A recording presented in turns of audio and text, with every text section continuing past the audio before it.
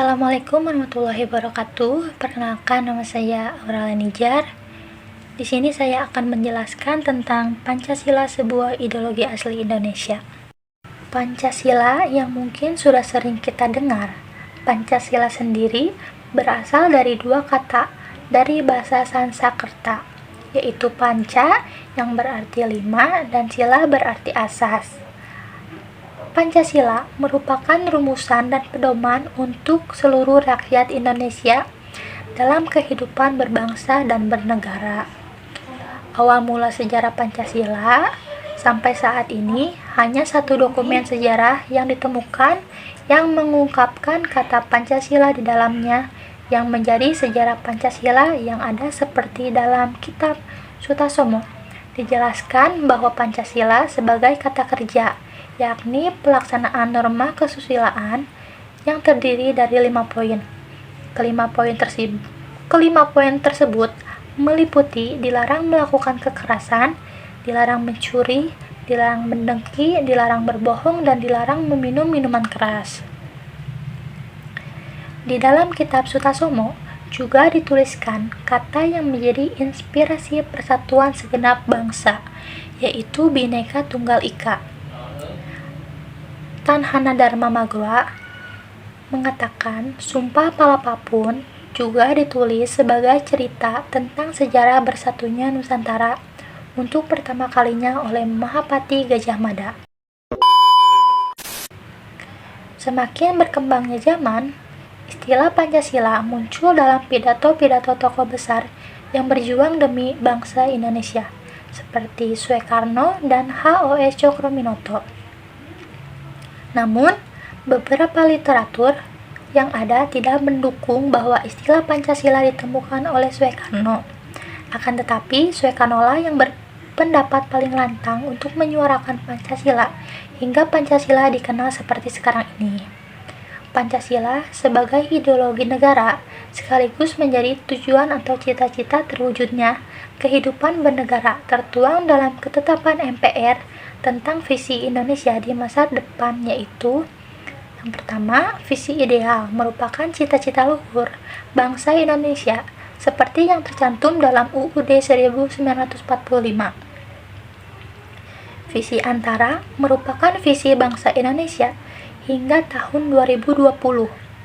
Dan yang terakhir, visi 5 tahunan seperti yang telah tercantum dalam GBHN. Perkataan Pancasila dipakai untuk sebetulnya mendemonstrir anti kepada kaum. Padahal tidak, Pancasila itu sebetulnya tidak anti kaum. Kaum dalam arti ideologi sosial untuk mendatangkan di sini pada masyarakat sosialistik. Kalau dikatakan ya aku Pancasila, tetapi dalam artinya anti bahasa kaum ini, Pancasila juga dipakai untuk mengatakan aku Pancasila tetapi aku anti NAS, aku Pancasila tetapi aku anti A. Siapa tidak? Pancasila adalah pemersatu, adalah satu ideologi yang menyakup segala. Dan aku sendiri berkata, aku ini apa? Aku Pancasilais. Aku apa? Aku perasan daripada Nasakom. Karya apa? Karya di bidang pekerjaan saudara masing-masing. Membangun satu masyarakat baru yang progresif.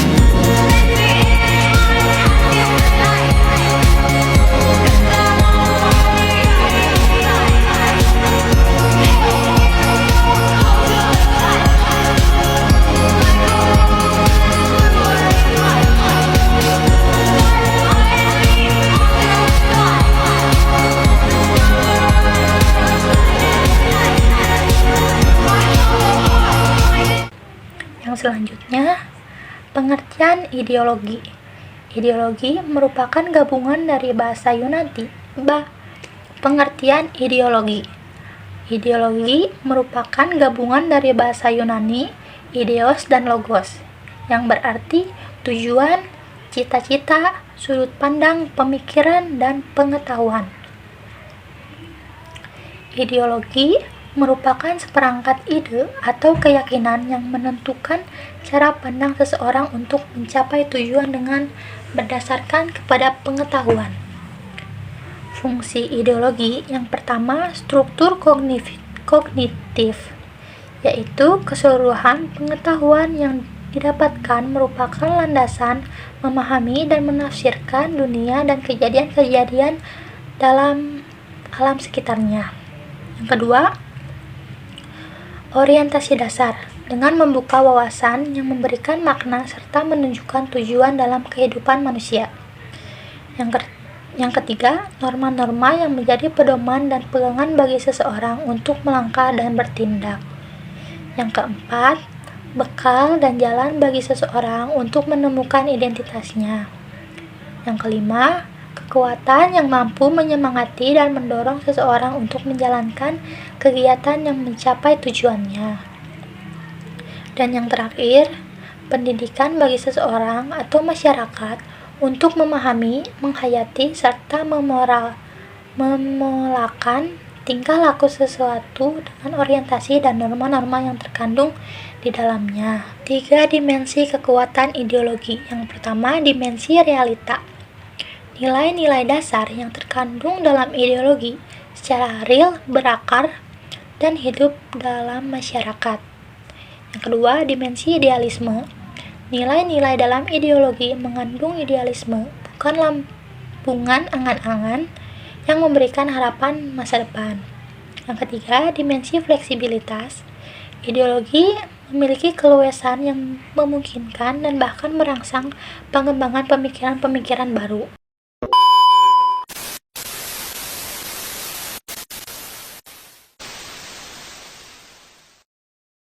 Contoh ideologi Pancasila. Sila pertama. Contoh penerapan ideologi Pancasila pada sila pertama adalah memberikan kebebasan untuk memeluk agama. Jadi, negara tidak akan memaksa seseorang untuk memeluk satu di antara agama tersebut. Sila kedua, saling menghormati sesuai adab ketimuran dan sesuai dengan sila kedua dari Pancasila merupakan contoh ideologi dari sila kedua. Itulah mengapa masyarakat Indonesia wajib untuk saling memiliki rasa hormat antar individu ataupun kelompok. Sila ketiga, contoh ideologi Pancasila yang diambil dari sila ketiga adalah selalu mementingkan kepentingan golongan dibandingkan dengan kepentingan individu. Sila keempat, adanya ideologi Pancasila ini menuntut masyarakat untuk bermusyawarah dan memutuskan atau memberikan solusi dari suatu masalah yang sedang terjadi. Tujuan dari diadakannya musyawarah adalah untuk mendengar dan memutuskan jalan keluar dari suatu masalah sehingga tidak ada pihak yang merasa dirugikan.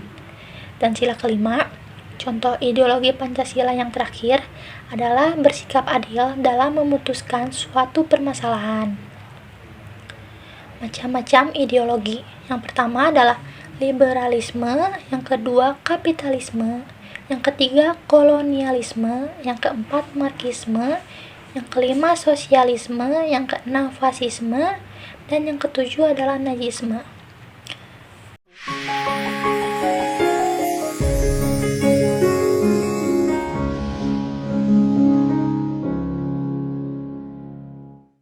Garuda Pancasila terdiri atas 3 komponen utama, yaitu burung Garuda, perisai, dan pita putih. Warna keemasan pada burung Garuda melambangkan keagungan dan kejayaan. Garuda memiliki paruh, sayap, ekor, dan cakar yang melambangkan kekuatan dan tenaga pembangunan. Jumlah bulu Garuda Pancasila melambangkan Hari Proklamasi Kemerdekaan Indonesia yang jatuh pada tanggal 17 Agustus 1945. 17 helai bulu pada masing-masing sayap, 8 helai bulu pada ekor, 19 helai bulu di bawah perisai atau pada pangkal ekor, dan ada 45 helai bulu di leher. Perisai yang dikalungkan burung Garuda melambangkan pertahanan Indonesia. Perisai mengandung 5 buah simbol yang masing-masing melambangkan sila-sila dari dasar negara Pancasila. Sila pertama dilambangkan dengan sebuah bintang emas bersudut 5 Bintang emas ini diartikan sebagai sebuah cahaya layaknya Tuhan yang menjadi cahaya kerohanian bagi setiap manusia. Dan sila kedua dilambangkan dengan rantai yang disusun atas gelang-gelang kecil. Ini menandakan hubungan manusia satu sama lain yang saling membantu.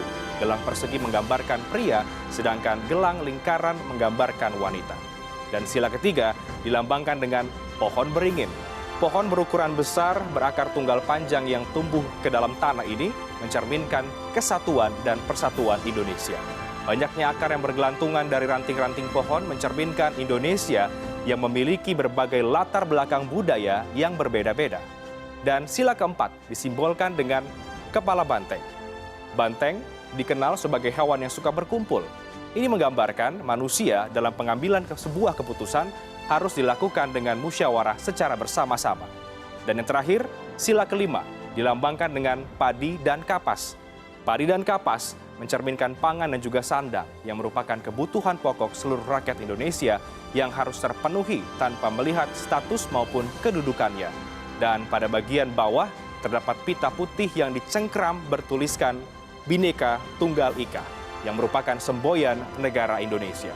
Bhinneka Tunggal Ika dalam bahasa Jawa kuno memiliki arti berbeda-beda tetapi tetap satu jua.